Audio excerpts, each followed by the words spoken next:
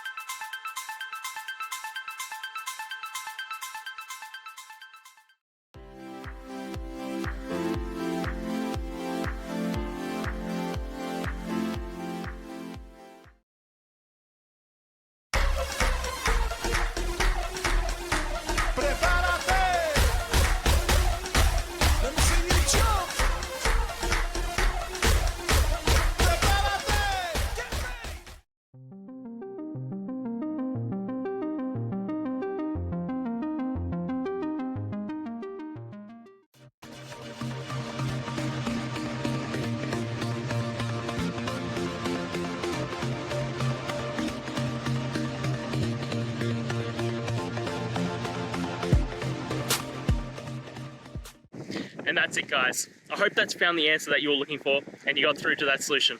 If you did, please hit the subscribe button. I'd really appreciate it. And until the next time you have a technical issue, I'll see ya. Have a good one.